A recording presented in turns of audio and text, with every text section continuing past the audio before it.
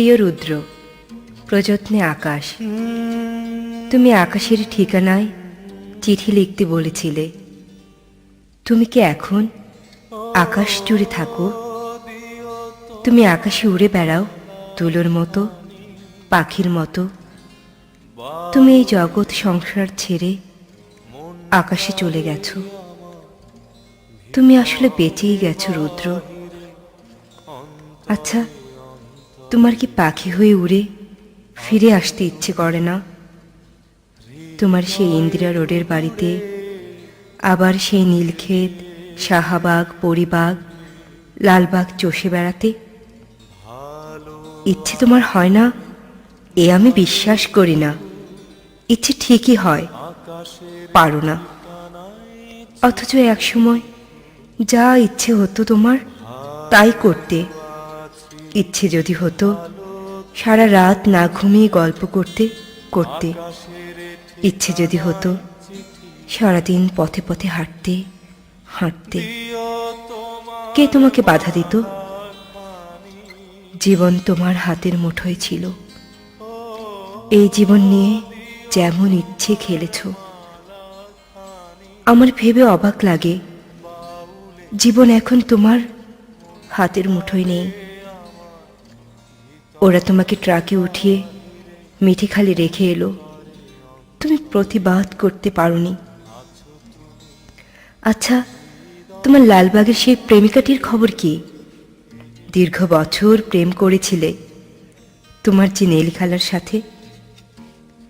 তার উদ্দেশ্যে তোমার দিস্তা দিস্তা প্রেমের কবিতা দেখে আমি কি ভীষণ কেঁদেছিলাম একদিন। তুমি আর কারোর সঙ্গে প্রেম করছো এ আমার সইতো না। কি অবুঝ বালিকা ছিলাম। তাই কি যেন আমাকেই তোমার ভালোবাসতে হবে, যেন আমরা দুজন জন্মেছি দুজনের জন্য। যেদিন ট্রাকে করে তোমাকে নিয়ে গেল বাড়ি থেকে, আমার খুব দম বন্ধ লাগছিল। ঢাকা শহরটিকে এত ফাঁকা আর কখনো লাগেনি। বুকের মধ্যে আমার এত হাহাকারও আর কখনো জমেনি। আমি ঢাকা ছেড়ে সেদিন চলে গিয়েছিলাম ময়মনসিংহে। আমার ঘরে তোমার বাক্স ভর্তি চিঠিগুলো হাতে নিয়ে জন্মের কান্না কেঁদেছিলাম। আমাদের বিচ্ছেদ ছিল 4 বছরের। এত বছর পরও তুমি কি গভীর করে বুকের মধ্যে রয়ে গিয়েছিলে। সেদিন আমি টের পেয়েছি। আমার বড় হাসি পায় দেখে। এখন তোমার শয়ে শয়ে বন্ধু বেরোচ্ছে। তারা তখন কোথায় ছিল যখন পয়সার অভাবে তুমি একটি সিঙ্গারা খেয়ে দুপুর কাটিয়েছ?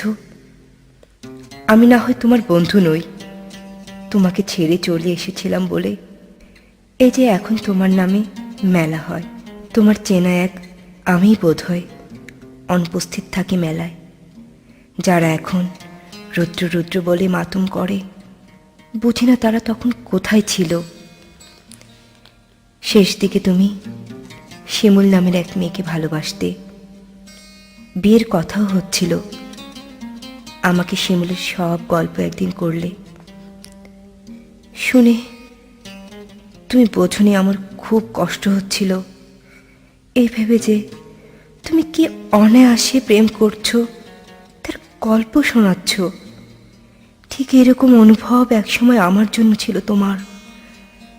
আজ আরেকজনের জন্য তোমার অস্থিরতা। নির্ঘুম রাত কাটাবার গল্প শুনে আমার কান্না পায় না বলো? তুমি শিমুলকে নিয়ে কি কি কবিতা লিখলে তা দিব্যি বলে গেলে। আমাকে আবার জিজ্ঞেসও করলে কেমন হয়েছে। আমি বললাম খুব ভালো। শিমুল মেয়েটিকে আমি কোনো দিন দেখিনি। তুমি তাকে ভালোবাসো যখন নিজেই বললে, তখন আমার কষ্টটাকে বুঝতে দেয়নি। তোমাকে ছেড়ে চলে গেছে ঠিকই, কিন্তু আর কাউকে ভালোবাসতে পারিনি। ভালোবাসা যে যাকে তাকে বিলোবার জিনিস নয়। আকাশের সঙ্গে কত কথা হয় রোজ, কষ্টের কথা, সুখের কথা। একদিন আকাশ ভরা জ্যোৎস্নায় গা ভেসে যাচ্ছিল আমাদের। তুমি দু চারটি কষ্টের কথা বলে নিজের লেখা একটি গান শুনিয়েছিলে। ভালো আছি, ভালো থেকো, আকাশের ঠিকানায় চিঠি দিও। মংলায় বসে গানটি লিখেছিলে। মনে মনে তুমি কার চিঠি চেয়েছিলে? আমার, নেলি খালার, শিমুলের? অনেক দিন ইচ্ছে তোমাকে একটা চিঠি লিখি। একটা সময় ছিল তোমাকে প্রতিদিন চিঠি লিখতাম, তুমিও লিখতে প্রতিদিন। সেবার আরমানিটোলার বাড়িতে বসে দিলে আকাশের ঠিকানা। তুমি পাবে তো এই চিঠি? জীবন এবং জগতের তৃষ্ণা তো মানুষের কখনো মেটে না। তবু মানুষ আর বাঁচে কদিন বলো? দিন তো ফুরোয়। আমার কি দিন ফুরোচ্ছে না? তুমি ভালো থেকো, আমি ভালো নেই। ইতি সকাল। পুনশ্চ। আমাকে সকাল বলে ডাকতে তুমি। কতকাল ওই ডাক শুনি না।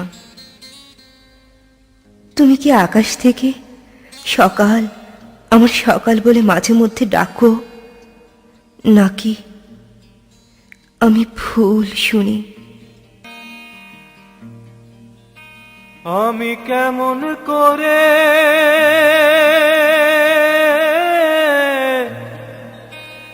পত্র লিখি গো বন্ধু, গ্রাম পোস্ট অফিস নাই জানা। আমি হলে তোমার অচেনা। আমি কেমন করে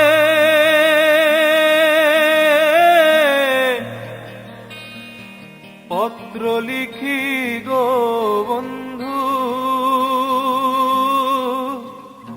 গ্রাম পোস্ট অফিস নাই জানা। আমি হলে তোমার অচেনা।